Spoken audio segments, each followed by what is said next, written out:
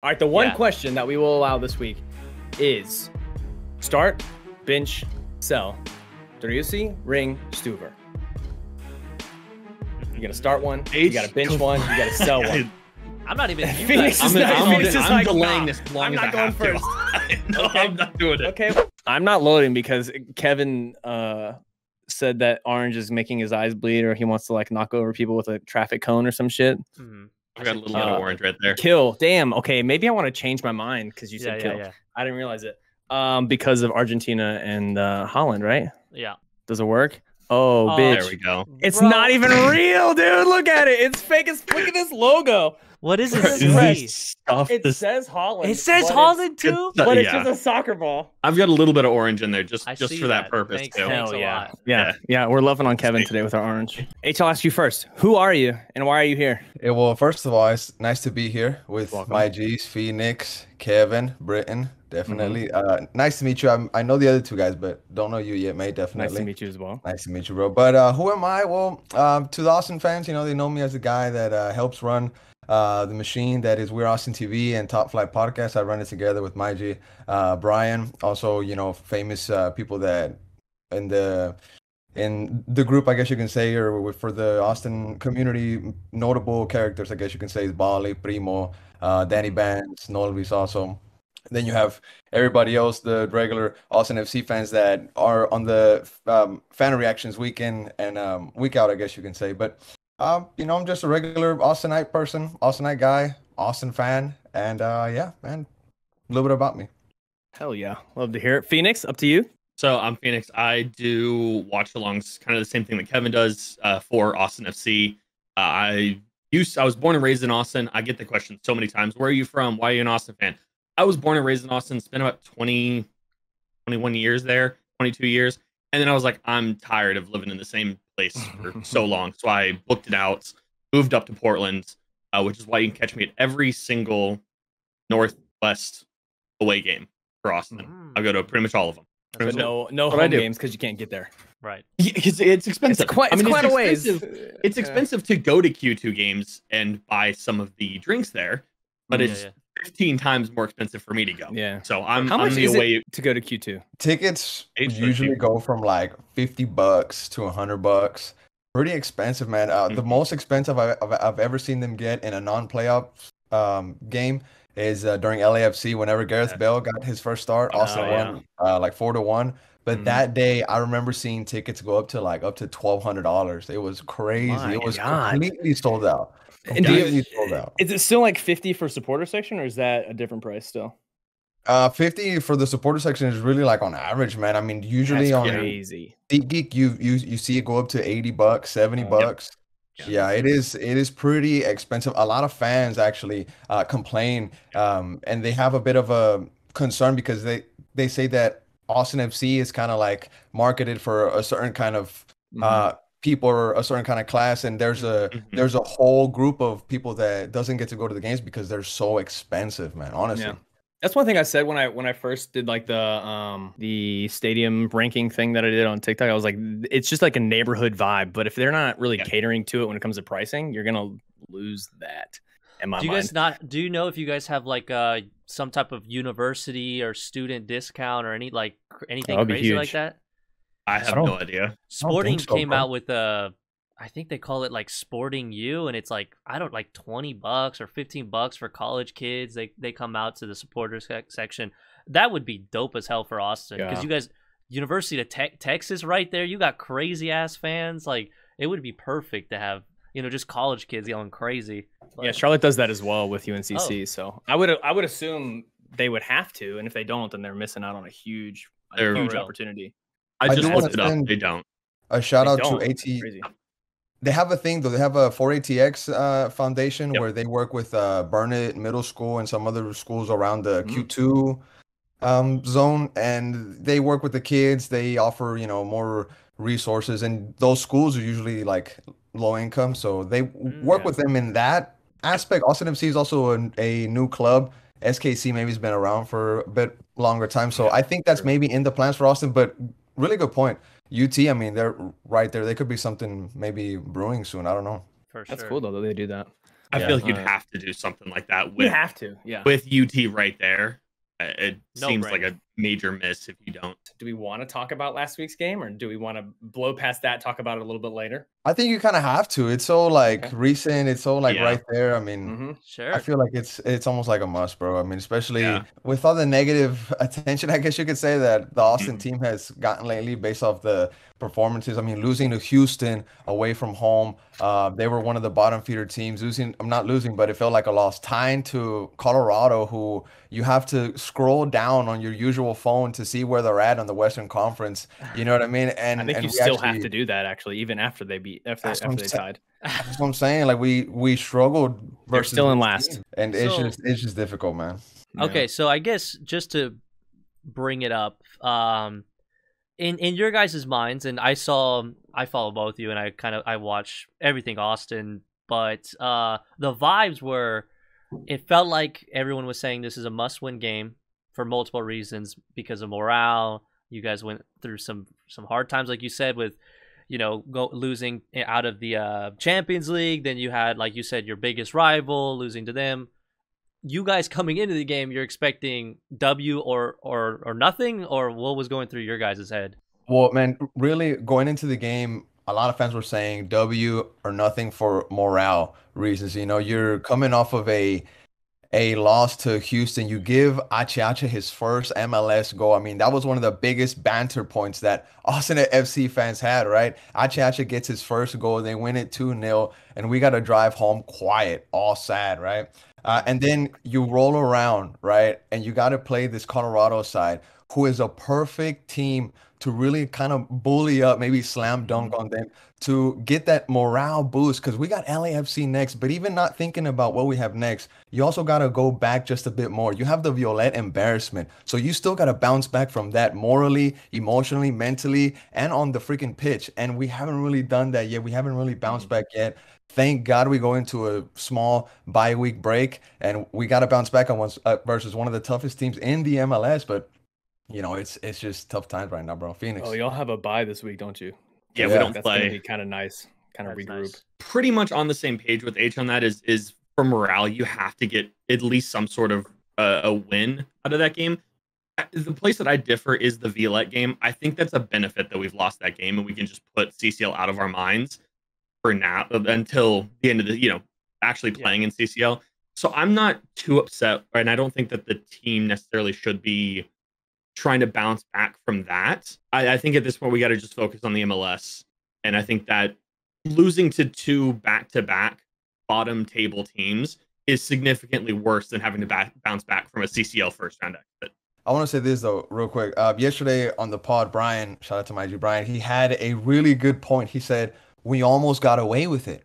I was like, what do you mean? And he explained it in the way that we played Alex Ring, which is a center mid or DM, I guess you could say, and we played Nick Lima, who is a right back and is probably maybe 5'5", 5'6". I don't know what his exact height is, but he is not center back height.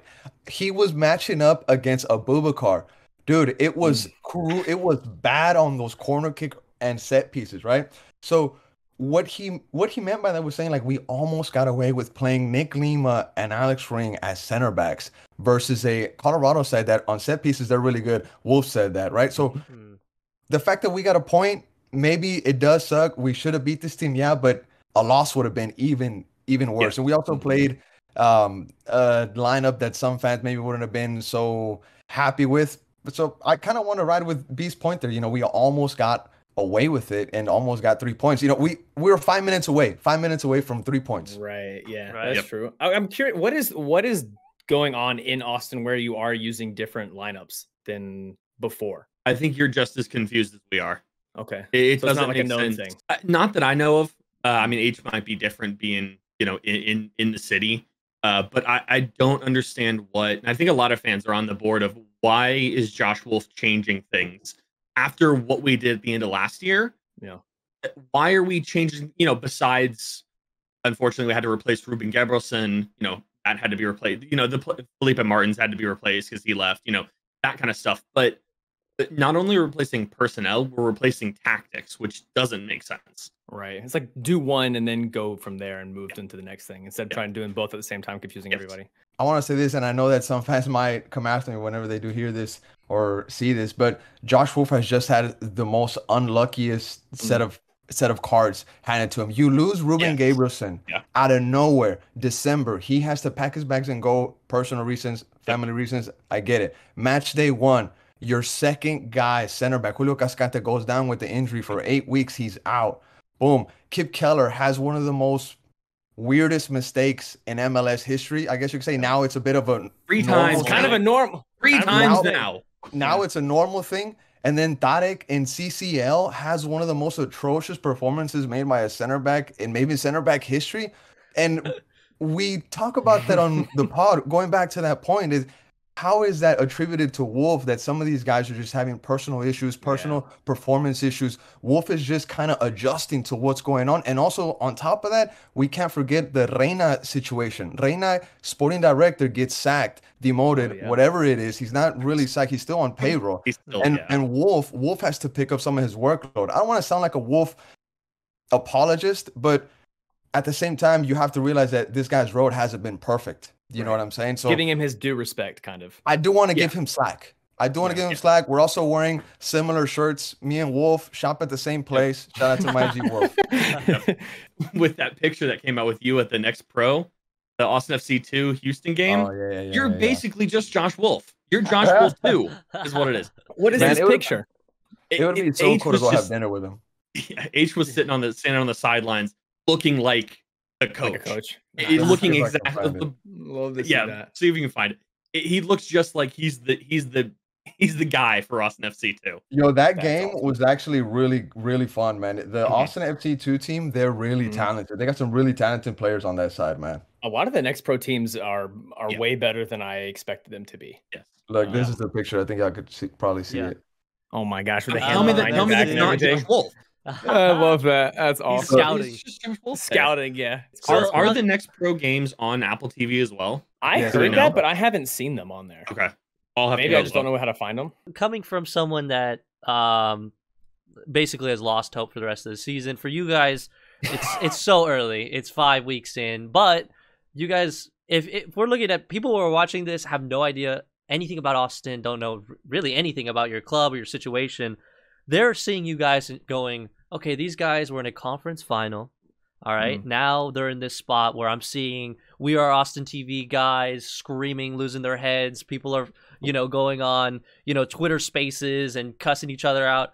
What, like, in your heads for you two, just as fans and content creators or whatever, like, are you worried? Or are you just kind of like, bro, we got, like H said, we got all these cards stacked against us. It'll trickle out okay in the middle of the season and we'll be fine. In the other half, are you actually worried? I came on the Twitter space that we had right after the Colorado game, and that was the first thing I said was, guys, it's not that bad. If you look at what we are now compared to this time last year, we're a single point difference. We're a single point less than where we were at last year. The biggest issue is that we have a negative goal differential now. Well, this time last year, I think it was after those first 2 games of 5-0 and 5-1, we were soaring. And now it seems a lot worse. But we're basically where we're at right now. I think the fact that Seattle's doing so super well this year compared to them kind of sacking off the MLS and focusing on CCL, and a couple other teams, St. Louis, one of those, showing up, makes it look so much worse for us because, we were, I believe at this time we were 3rd with 8 points, and now we're 6th with only 7. So it looks worse than it really is. I gotta just give it at least another month in my book. Wolf did point that out in the recent press conference versus Colorado, just like you said. He said off of a point standpoint, we're not off of where we were last season. He said we were just 1 point off, but fans can point out that the results on the pitch, the gameplay on the pitch, the way that the players link up, it's completely different because we also had like at least 10, 11 goals by this time last season. We had Drusy with a brace. Cecilio was still part of the team. He had also brace, if I'm not mistaken. Ethan Finley was also scoring. right now the guys are not scoring. Well, at least the top six is not scoring because John Gallagher's scoring. He has half of our goals. Our right back right now has half of our goals. We've scored 6 goals in total. By the way, bombs, Yeah. bangers only Gallagher. Yep. So Is Gallagher a right back or a right mid? Because I don't think anybody knows true. that. That's true, Phoenix. He's also a left back in some games, by the way. Yep. Going back to the main question, just super quick, Kev. I'm not, nuclear button worried right now. Just like Phoenix said, I think we need to still give it a little bit more. This season is the longest season in the MLS history. So I think the way that what I said on the pod last night was we can come back from this break, this bye-week break, perform well against LAFC, then we see Vancouver and then the Galaxy. If we perform well, I mean, fans will say, we're back, baby. Austin FC's back, and we're still in a playoff spot right now. Yeah. You know what I mean? Well, that's not saying much this year. That's what I had to say. That's what I had to say. That's not saying too much. Do you think that the Violette stuff makes it look way worse to like the fan base than it actually is? I think outside of that, I don't really think it looks too nuclear at all, which I think a lot of people are reacting like. This is a new club syndrome. You guys had a bad season, a really good season. Now you guys are just all right. We're steadily going, and people are freaking out. But I think this is what I'll say from outside point of view, and maybe other people might agree. There's a good middle ground if you're too extremely crazy, like who was it that like went absolutely nuts on the podcast like last week or the week before? Bali, maybe Bali. Bali was losing his head, and he's like, bro, we're ass, bro, like it's like super negative. But here's the thing, I will say though, even though like you guys are gonna make the playoffs, let's be real, knock on wood. But what people are scared of, and because you guys had a conference final, is like you guys want the next game. So now you're just scared of like, oh well, if we played like lights out last season and we didn't even make the MLS Cup final, what's gonna happen this season? I think that's what a lot of fans are kind of worried about. But at the same time, Austin fans, bro, it's Major League Soccer. There's gonna be teams coming in that are gonna shock us, okay? Like we have seen with St. Louis. There's gonna be teams that maybe start hot. Like I'm gonna say Seattle playing okay, but they are always a team that might dip off. I think Austin, if you just have the fundamental stuff, I think you're okay. But here's the only thing I will say though, for real. If you guys are shaky in the back or shaky in the midfield, then your team is going to be overly focused on trying to defend. That's going to make it very hard for your guys to score goals. And that's where I would also kind of be nervous a little bit. It's like, you still have Driussi, you still have all these guys, but it's like, they don't got the ball because you guys are defending half the game, legend. But I think it's not cause for concern. It's just like, if we just have that one or two pieces, and you got a center back that just came in, right? You just signed a guy.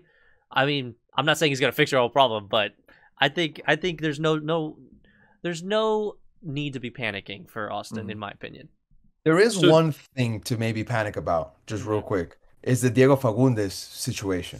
Yeah, true. That whole situation is really having some fans on the edge of their seats. So explain that situation for people who don't know. So Diego gets a new contract, right? He gets, this banger deal. We don't know exactly what the numbers are, but Josh Wolf did slip out this information in one of his pressers. He said that they made Diego the 4th highest paid Austin FC player. Obviously, Driussi's number 1. Rigoni's got to be number 2. I think Alex Ring might be number 3 DP. So he's somewhere between 600K or 700K and 1.5, somewhere around there. I think Maxi Urruti is the next one up. But I'd imagine the new deal brought Diego higher than Maxi, right? Season comes around, the fans have a chant for Diego. He's one of the fan favorites. Everybody loves him. He performed fantastic for us last season. I think he finished with 6 goals, 15 assists, if I'm not mistaken, last season. He was one of the he was one of the main guys that propelled us to the Western Conference Finals. Like I said, this season rolls around. I don't know what happens. Violette was really was the start of the issue.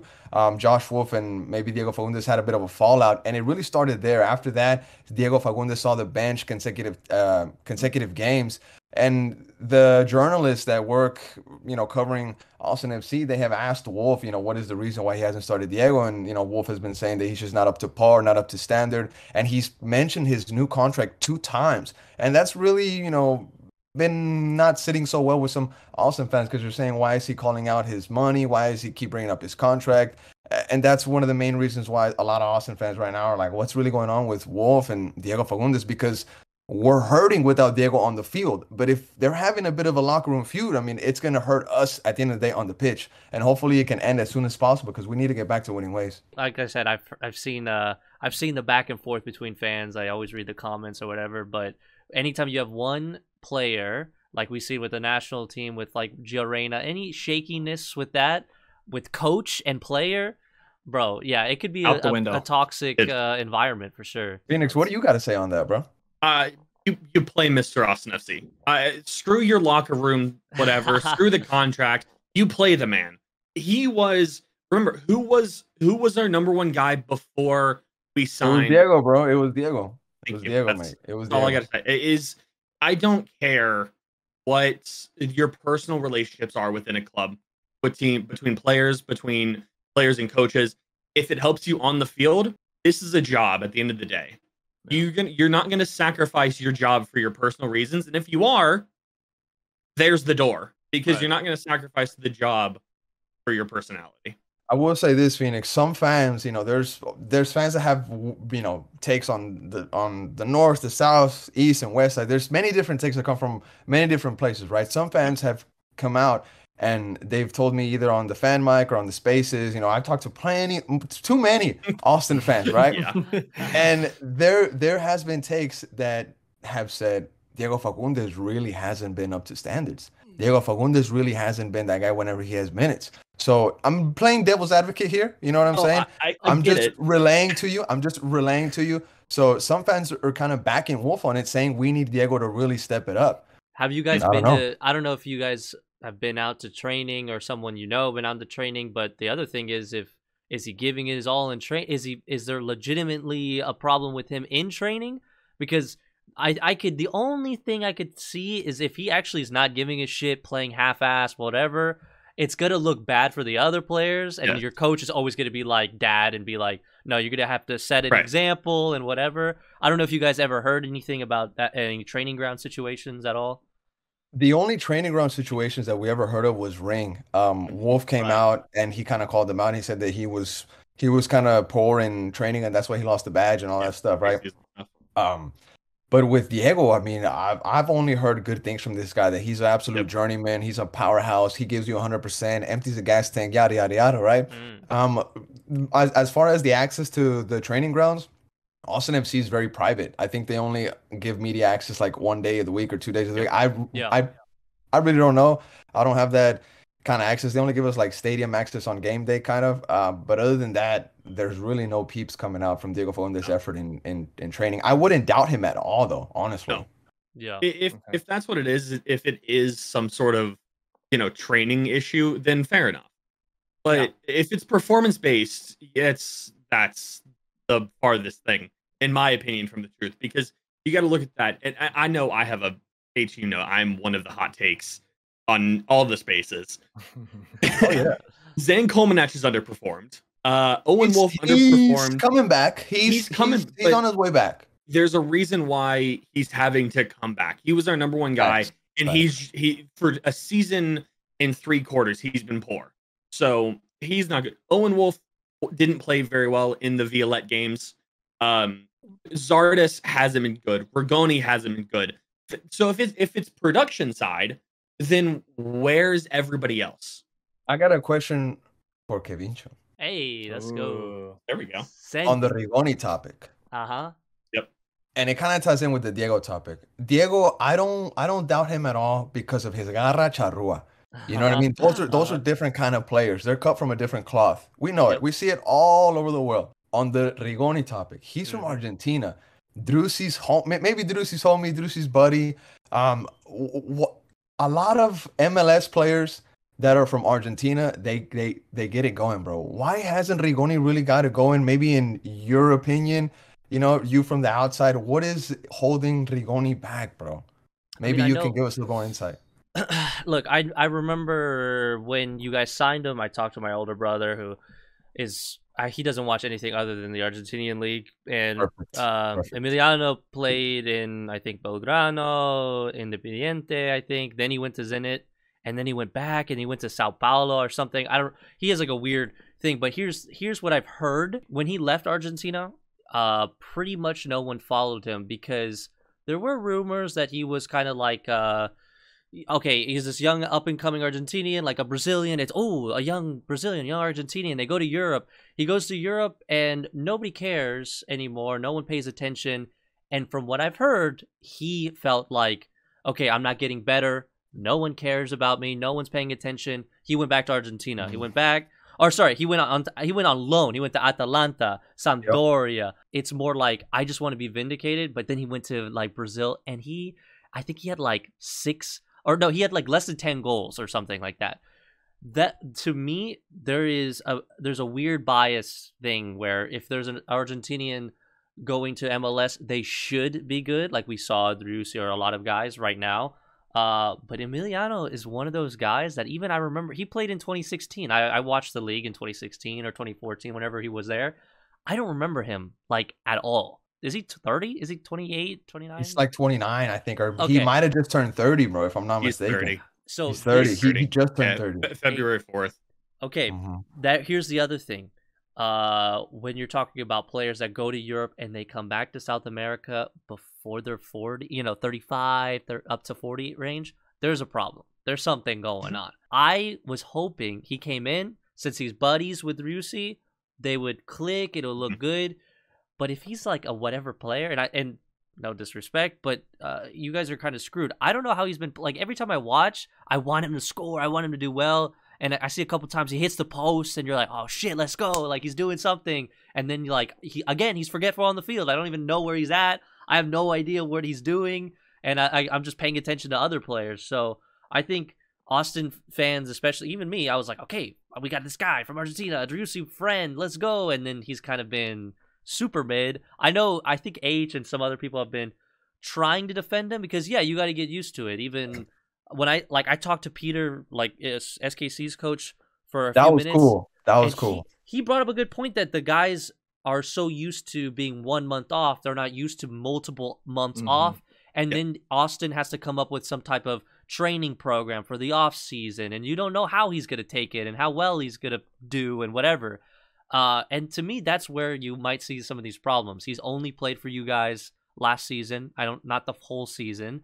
And now he's down 17 games total for us. Oh shit! I mean, the guy, you could say he's still getting used to the league, but I think you guys also got screwed that you got this break, a World Cup break as well. Dude's sitting on his ass, let's say, and now he's coming in, and I see why some people are upset with him. So not really surprised with kind of his performance. I'm just more surprised that he doesn't have a great link up with Driussi if he's his buddy. And did they ever play together before? Yeah, Zenit. They both played in Zenit. Okay. Yeah, St. Petersburg. So you would think, you would think that, but like I said, he was a pretty forgetful player. Real quick, I think their partnership, their link up, or their chemistry is being hurt by the fact that Josh Wolf is very he's very stern in the fact that he wants to start Zardes. He wants to make Zardes work. If you insert Maxi, I mean that changes it. I mean, if you play FIFA Ultimate Team, and if you have Zardes there, you put in Maxi, and the lines turn green, bro. Yeah, you know what I'm saying?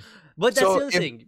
You guys just signed Zardes, right? And you're like, that's where I was like, oh, this motherfucker about to destroy people. This dude is all goals. He's size. He's gonna give him some headers. The dude aerial presence. Oh yeah, he's a monster. And so, what is your guys' opinions? We could start with H on like how he's been going, how's he been playing. I've heard not good things from the fans, but I just kind of want to hear what your guys' opinions are. On those two, bro, just real quick, We're Austin TV, they have a big reach, it's a big spider web, there's many fans that listen to what we have to say, and a lot of people tune in from different fan bases, pundits from the MLS, different types of podcasts from out there. So the things that I say, I also got to be careful, they're not just my personal takes anymore. When I send out a tweet from that, it's you're sending it out to a whole fan base, right? And my whole idea behind Rigoni and Zardes is you got to give them at least maybe just a bit more patience.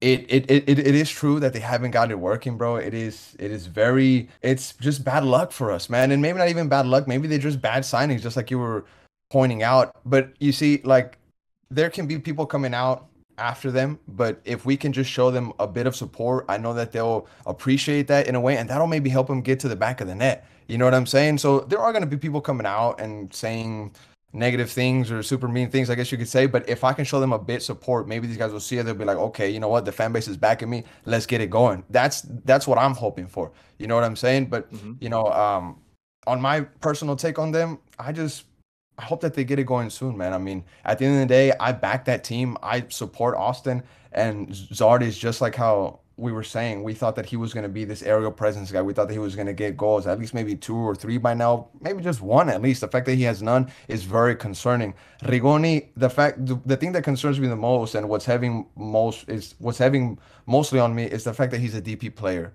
Whenever you're a DP player in this league, in the MLS, like, you are at the top, you're at the pinnacle, you're at the top of the food chain, and that comes with expectations. You got to produce, you got to score goals or assists, something. Rigoni has 1 assist. It came in the CONCACAF Champions League at home when we won 2-0. Juicy got that first goal, nasty, beautiful volley. But other than that, Rigoni's really been quiet. I mean, John Gallagher's been more productive on the right side, and it's called fans to say, you know what? Why don't we drop Rigoni and then push Gallagher up on that right wing? But then you have a DP on the bench again, and it just causes problems. It's hard to give a DP patience. We'll 100% agree with that. With your Zardes should have. It's hard that Zardes doesn't have a goal. He's put the ball in the back of the net 3 times, if I'm not mistaken. One of which he questionably offside, one of which his left toenail was offside. Like, he's legitimately been this close. So I think it's a lot easier for fans to give him a little bit more time. Same with the DP comment of he's not a DP, he's just a signing, and he's done it. I think I'm always in favor of just give it time. I'm running out of how many times I can say give it time. I'm on that, give it a month. If we don't see anything in a month, then we got to change. Yeah. On that point, bro, on the most recent space, you know, kind of me, myself, I was running out of patience, right? Where I said on the space, I said that the fans are going to come to a point where the patience is going to run out. You know, you can only be patient for so much, because at the end of the day, this is a results business. You know what I mean? Whenever you have that 9 on your back, you have to be scoring goals. At the end of the day, it is what it is. You got to be scoring goals. If you don't, the next guy probably will, you know, and you're just going to have to keep signing guys, trying to make that equation work. You know, you can be patient with the players. Me, as the person that helps run Top Flight and We Are Austin TV, you can ask the fans for patience for X amount of time until it runs out. Then you can't do anything about it, bro.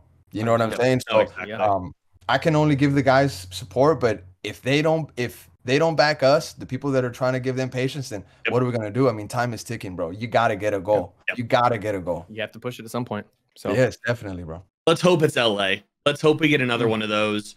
Go to LA, smack them up. Oh, bro. Yep. That's please. tough. On that game, it is very important to know that they do have a CCO matchup midweek before we have to play them.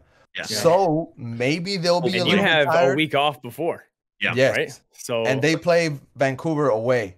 So with LAFC, can we talk about Bouanga for just a brief second of that guy's Saturday?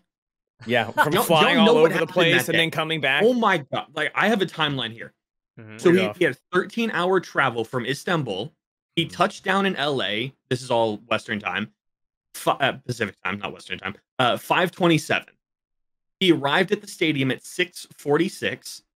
He got subbed on at 9:03, and he scored the winning goal at 9:23.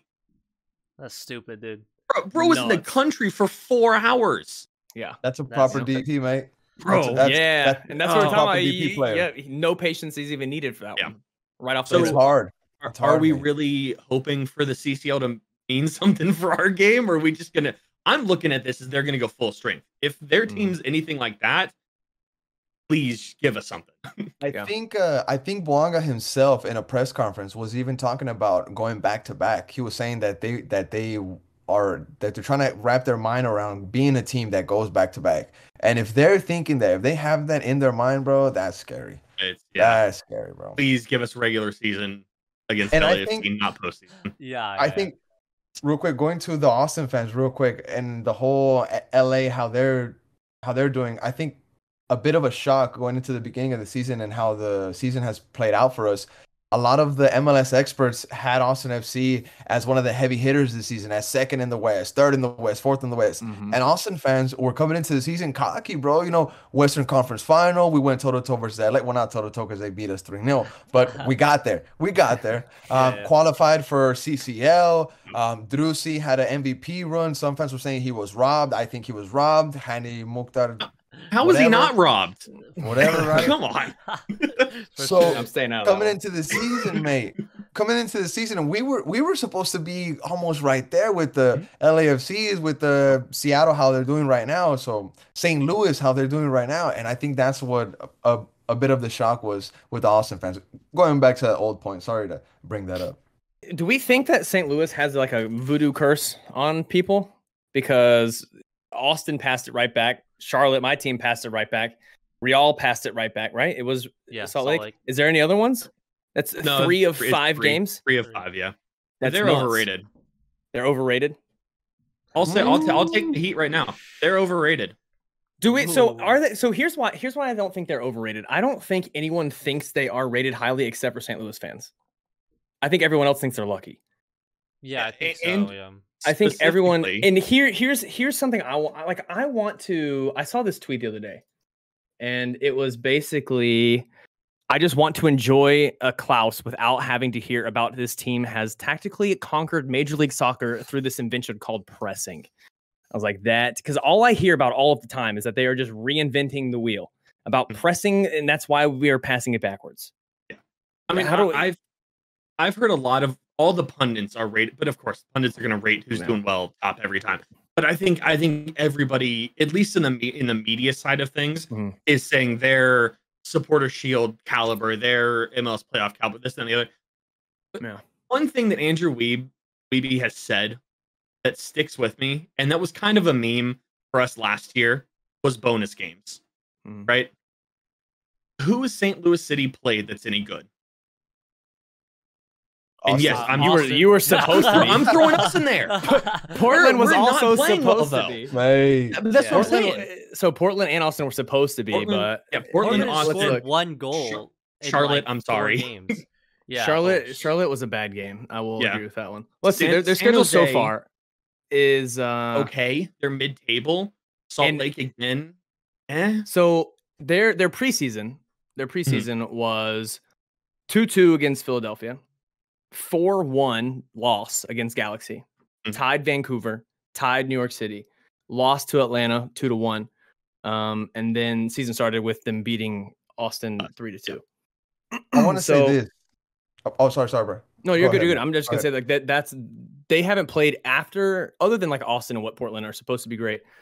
They really have not played anyone, and for some reason, the San Jose fans thought that they were gonna end the streak. I don't know where that came Yeah. from. Yeah, I for think that was real. because San Jose had maybe 2 good games before that, but I don't know why they thought that. But their next one is Minnesota. I think they probably roll through that, and then they've got Yep. Seattle. So that's That's the I one think I'm worried about. Seattle's That's where the we one. will see. And at that point, I think we can say, okay, this is where they actually rank up, or If maybe they're they get 7-0, lucky bro. and they voodoo some stuff again. But Yeah. I don't know. We'll see. No, I agree. One thing that I wanted to say on them, since we had to play them first and we hold spaces after every game, we had St. Louis fans come into that space. There was one guy that came in there and they said that people weren't giving St. Louis enough credit. You know, we do have to remember that they were held back, right? They were going to come into the MLS. They have to be held back. So this group has been together for longer than a typical expansion team. So Yeah, that that's chemistry true. has been building with this coach and these players, these teams for a longer time than your Charlottes, than your Austins, than your typical team coming into the league. I think maybe we have to give them credit in that aspect. You know, maybe we kind of underestimated them, and Yeah. maybe they are That's- good, bro. Maybe they are good. I think they I'm are not- good. I don't think they're bad. I just don't know if they are top of the table. I That- will that's agree that exactly- they are Agreed. I definitely agree with that. contenders to do well, and I think they are a great Yes. team. But I don't know if they are LAFC. Yeah. You know what I mean? I was- agree with that. I was talking to one of my buddies the other day, and I'm thinking they're going to finish anywhere between 6th and 10th in the West. Like, I know that's half the conference, but I think they're not just making in playoffs, but I think they're going to be in that like around that play-in playoff, whatever it is, however they're doing playoffs this year, around that section. Yeah. The wild that's where I think they're. I think they might finish a little higher. I think I'm gonna go with like 4th maybe. Okay, yeah. But I still don't think it's like a top 3 in my opinion. But although at the same time, this entire year is kind of crazy and no one makes any sense with where they are at in the standings right now. So we've got that, except for Seattle and LA, I guess. I was gonna say Sporting, but hey, Sporting makes sense to me. So we're just here, exactly. Bro. I'm sorry. And hey, it's Charlotte, okay. For that matter. Charlotte's also second from the bottom in our side. So yeah. Hey, I was telling Kevin before, I am after this weekend's game of Charlotte, I am in a much happier place with Charlotte because we finally are starting to nail down our roster and where we need to line up things. So I'm good about that one. Okay, are there any games we want to talk about from last week? Columbus, that game made no sense. No, I guess maybe it comes down to like the international week thing. Yeah, I was just gonna say a lot of these games, we might have to chalk it because it's just a weird. There's so many players out. I mean, Atlanta will score like 10 goals, and then they have one dude out, and they're like they get scored on five or 6 or whatever the hell it was. Well, Kevin, we talked about. I don't think we put it in the first episode, but we talked about how Atlanta is a great team, but I don't know if Thiago has the capability to carry all of it by himself. And so you see when he's gone, the difference that it takes in the middle of that field. The middle of the field is totally different. The only thing I really wanted to talk about or mention was that Vancouver game, how they had 6 minutes of extra time, but they played to 7.5, and they scored with like 2 seconds at like 7:32, which made them lose. I don't know. It's some World Cup BS right there, man. Some World Cup BS. They're fucking waiting for Messi to score. What's going on, ref? I don't know what it was. Blow the whistle. Damn. I don't know what it was because in Charlotte it was the exact opposite, where we were pressure. We even had a corner kick, and they called the game right at the time period on a corner. So I don't know. It's super weird, inconsistent all over the place. But I don't know if we really even need to talk about anything else. One quick thing with that, that I see a lot just because I'm out and about in Portland. Portland's going to struggle. I mean, they're out. They have so many injuries already, and then their goalkeeper's out now, I believe, for this weekend. And they suffered 2 more injuries in addition to their 4,000 that they already had. Their center back went to Charlotte like a week before the season started too. Yeah, I feel bad for Portland, even though they wear the wrong green. They wear the wrong green. They wear the wrong green, but whatever. They wear the wrong one. That's fine. All right, so this coming week, you guys have a bye. Yes. Normally right here we talk about our number one game, the bomb game, and then we do a dud game. Okay. Is there a good game this weekend? Or are they all just kind of about the same? I don't know. I think about 2 weeks ago, I would have said the Cincinnati-Miami game would be nice. It would be great. But Miami's kind of been playing real weird. Chicago the past 2 weeks has been very good. Yeah. Fair. And I don't know where that came from. So seriously. I'm thinking that the Chicago DC game should be pretty good. That one. But other than that, I really don't see anything crazy. It's like all one good team and one shitty team. One good team, one shitty team. It's like there's 3 games that I'm gonna keep an eye on. Okay. Frisco, Portland, just because I'd love to see Frisco lose. Sure. St. Louis, Minnesota, to see if Minnesota can end that streak early, and if St. Louis can go 6-0, which sets yet another record this season for them. And then also Colorado, LA, just to see if they do rest. LA. Yeah, Colorado, LA, just to see if they rest people, given that they're going to go MLS, CCL, MLS, see how that works. But those are all just personal reasons that that Chicago DC game is the only one that I think is actually two quality sides playing each other. Honestly, that's the only one that I can really think will be a great game. I do think that the Columbus Salt Lake game could be really good as well. Yep. Or the Orlando Nashville game could be good. But that was one. Other than that, I think it is a very mismatch week. Toronto Charlotte could be a dud or could be great. I don't. It's hard to tell with both of those teams at the moment, depending on who starts and who great goes for a good reason or great for a bad reason. Is it going to be a 0-0 neck and neck, or is it going to be a 6-1? I don't know. Why the hell are you guys not talking about the Sporting Kansas City versus Philadelphia Union? Because that game is going to be trash. Kevin, let's be honest. Do you care about that game, or are you just going to watch it because you have to? Bro, Kevin, I would not be watching it if I didn't. Kevin, do you want to watch that game? No. No. Hell no. Are you kidding? Philadelphia's kind of been playing like jank too right now. They're playing suspiciously, I guess. The only thing I would get excited is if Alan Pulido actually starts the game, actually plays like 2 minutes. I haven't seen him play in like 2 years. Like, bro, that's my Chiva. That's what I wanted to ask you, bro. Yes, that is our Driussi, and we haven't had him in a year and a half. Like, bro, there's that situation. No defenders. It's like 3 DPs out. I can't. I know everyone. Is he supposed to be back right now? Dude, he has been on Instagram Live every damn day saying like, "I'm ready to go, boys. Let's go." And I thought the last game he was there. He literally said, "Ready for tomorrow." He was on the bench. Nothing. And now, like everyone said it when I talked to Tom. I guess I could finish it here. Tom Bogart said, like when we were talking, he goes, just stay calm because no team in Major League Soccer would play well at all if they had 3 DPs out. Even 1 DP could ruin a whole team. And I'm like, okay, but it doesn't make it any less, like, it doesn't make me feel better. I have to deal with it. Like, I just don't have my guys. It's like, God forbid Austin Driussi gets hurt. It's like, okay, shit, what happens now? I don't want to say that. I'm just saying, like, please, it's just one of those situations. You say the DP thing, but then Charlotte benches both of their DPs and plays infinitely better and wins the game. Maybe they're suspicious. So DPs who knows over there? They're not real DPs. I'm vibing with you guys. I'm just watching your guys' team. Well, you guys are out, but I'm just watching everyone else's teams and just hang out. I'll be camping on the MLS 360 this weekend. Yeah, that's fair. So where do we want to put the dud team then? The dud game. Do we want to throw it on Sporting? I want to, bro. Yeah. Unfortunately. Why do you feel like it? What do you feel like is gonna happen? I don't know. Yeah, I don't know. Nothing. Nothing. I also don't think that Vancouver Montreal game is gonna do anything either, though. Chicago DC. That's your dud. DC, that's your dud game. That's my dud. That's your dud game. Really? It's my dud. Ooh. That's interesting. All right. See, I wanted that to be a bomb game. That's crazy. Yeah. Benteke's about to score a hat trick now. I'm ready for LA Seattle. Ooh. That's what I'm ready for. LA Seattle, If Galaxy can get it together, I'm down for that game. I think the cool thing about the cool or the bad thing about Seattle is that they tend to play like to the level of who they're playing. They don't really play to their potential in my mind. So either they stoop down and it's still a good game, or they dominate and it's a great game anyways in my mind. So I'm down with that too.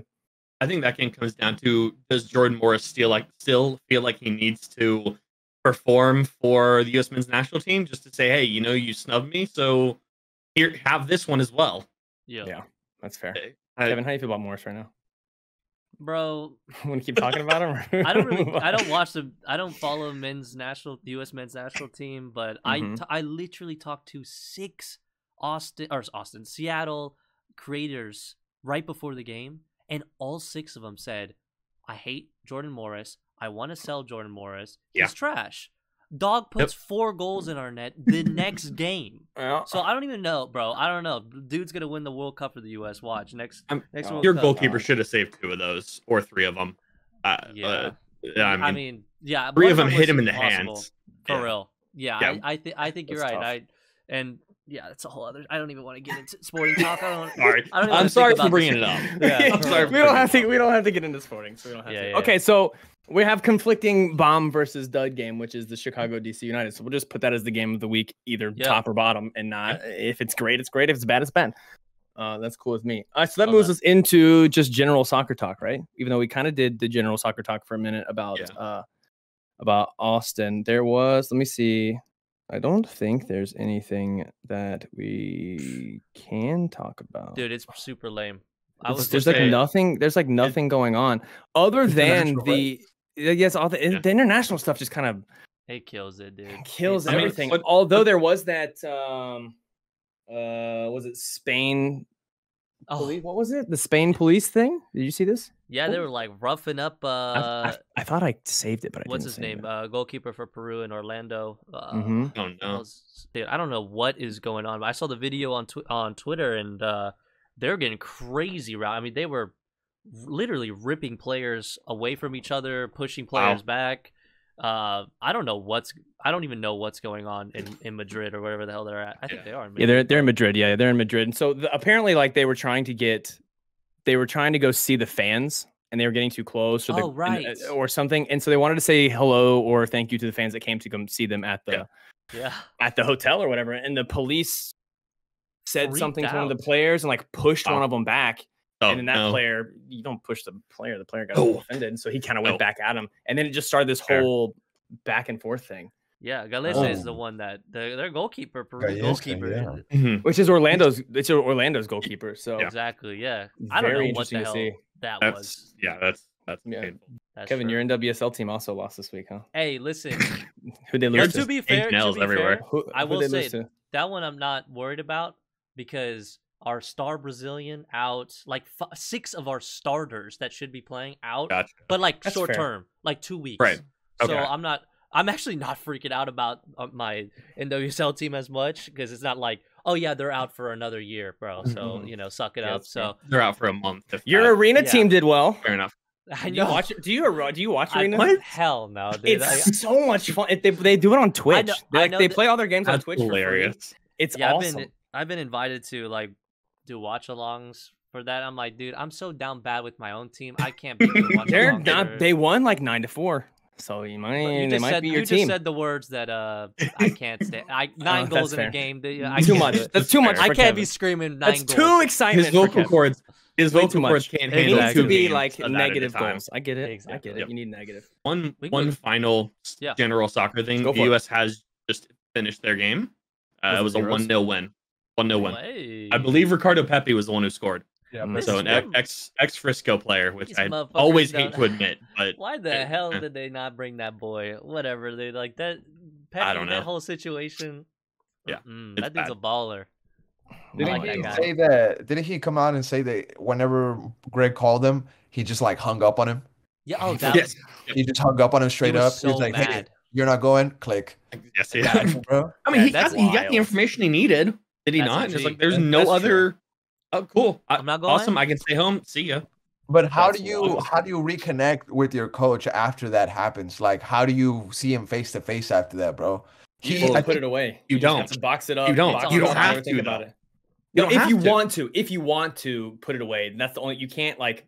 I feel like that's the only way you can do it. You know what he should have done? He should have pulled a Funes Mori. Okay, he has grandparents from Mexico. Switch it over. Switching over. Let's go. L3 has Pepi, and they need him. Oh my god. When Funes Mori switched over, bro, I was so excited. I was like, hell yeah. We were the opposite. We were the opposite. Really? We who's Funes Mori? I just know Funes Missy. Funes Missy. No. I'm sorry. That's there was an L3 fan that was hounding me with Funes Mori because I streamed the Gold Cup games, the Gold Cup final, right. And he was hounding me. He's like, "Oh, Funes Mori is this goat. He's great. He's this and that." Miss. Like every shot went wide, and I was like, "Bro, it's Funes Missy. It's all it is." It's unfortunate. Yeah, I just had the fact that Chicharo was left off of the World Cup thing, I mean, bro, that was shocking to me, bro. Especially since following Chivas since a very, very young age. I've seen Alan Pulido come up, Kevin, your guy, Chicharito come up from there. Yep. So following these guys, you turn into one of their fans, you follow them through their careers in different countries that they go, right? And whenever he didn't go to the World Cup, bro, that was a huge shock. I almost couldn't believe it, bro. I was like, no way. There's no way, bro. No way. Stop playing. You're kidding. Stop playing. What was this fake lineup that I just fake 11 or fake it was full terrible, bro. I could not believe it. I was like, they really left him off. The last thing on that, just to go to move on, is all of Argentina, like ESPN or whatever, they're just dying because they could not believe that the Mexican Federation had first the coach that they hired, then the lineups were hilarious. But the one thing that they had Mexican national team guys talk about what's going on in Mexico, and they said, well, do you know why he's not calling up Chicharito? Do you actually know why? And like the Argentinians are like, what's going on? And I heard the craziest story about some hotel situation with yeah, I heard that too, bro. I heard that too. It's deep. Let it roll. I want to hear it. Let's hear it. Okay, what I heard, or what I remember, this was right before, or not, I don't know if the situation happened right before the World Cup, but this is what I remember. I heard it was like were they like a bunch of like prostitutes or something in his rooms? Oh. And it was when he was with the national team, or was he not? I don't remember what the situation was. I think they were on a friendly in like the United States East Coast. Yes. They were in like friendlies. Chicharito going into the World Cup. Yeah, and that's wild. And this was coming up off of a scandal that they had in the other World Cup when I think it was Hector Herrera had brought similar kind of ladies to a party before they got sent off to the World Cup. So a lot of the players that were in that previous situation had just made up with their partners, and they didn't want this like drama. So the players felt compromised. Yeah. They felt compromised, and they were like, you know what? Were you like, if like this would have got out to the press, all of our partners, all of our wives would have gotten on our butts, and it would have been 2.0. So it just seemed easier to get rid of one guy instead of having a whole team scandal, and it would have been right back at it. But that's also something what I heard too. That's a whole other rabbit hole, you know. But just letting. And who would have thought? Who would have thought? Chicharito looks like such a good kid, man. Such a good noodle. Yeah, he acts like one too. It's not that he looks like one. He acts like such a nerd, good kid too. What are they? The Cooligans, where they had interviews with him, and one time I was like in their live chat, and they were like, "Oh, he's the sweetest guy. He's a sweetheart. He's he wouldn't do anything bad." And they said that, and as soon as they said that, I'm like, I don't even have enough freaking time to type up this book. There's a whole novel. That's wild. I still like him, but it's just crazy. Yeah. My guy, bro. Chicharito, I love that motherfucker. What a dog, but it reminds me a little bit of that Phil Foden thing from COVID. That same thing, prostitutes or whatever. Oh, that was a mess. Phil Foden, who I think had an emergency surgery, bro. Like I think yesterday. Oh yeah, emergency surgery. Yeah, emergency surgery. Phil Foden, which took him out of the England camp, and he was watching these qualifiers or whatever they're doing. Yeah, emergency surgery. I'm not 100% sure what it is, but he had to have surgery like ASAP, and he was in the hospital watching the game. There it is. Appendicitis. Oh, yeah, I just see it right here. That's not that bad. That's good. That's good. He's gonna miss the Liverpool match due to the appendicitis surgery. Yeah. All right, the one question that we will allow this week is start, bench, sell. Driussi, Ring, Stuver. You gotta start one. You gotta bench one. You gotta sell one. I'm not even. I'm delaying this long as I have first. No, I'm not doing it. Okay. Yeah, come on. We are Austin TV. Yeah, we'll go with IH first. I thought this question wasn't gonna come around, but you know what? I'm gonna grab the horse by the ropes and I'm gonna take it straight on.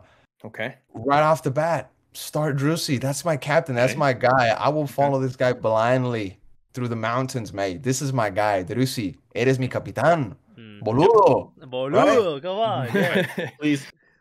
Please be on the same page with me on these last two. I hope it's not. I hope you're off. Let's see. If it comes down to the next two names, Stuver and Ring, I mean, I'm gonna bench Stuver because he's so important to me. I mean, I don't want to sell this guy. I sell Alex Ring. Hey. I sell Alex Ring. I was really hoping those were going to be contradictory. Actually, I sell Alex Ring, mate. I like that. I don't disagree. No, you have That's a tough call. The argument between what you do with both of those two, of who gets benched, who gets sold, is the kind of captaincy and in the how they interact with the team during the games. And I feel like Stu gives that more than Ring does, personally. And I think that also just not that this would affect in a game, but just who they are as an individual to the community. I feel like Stuver's, I don't want to say clear, but almost clear. That's it. Guys, That's it. Where can everybody find you? Yeah. So you can find me WeirdAustinTV.com.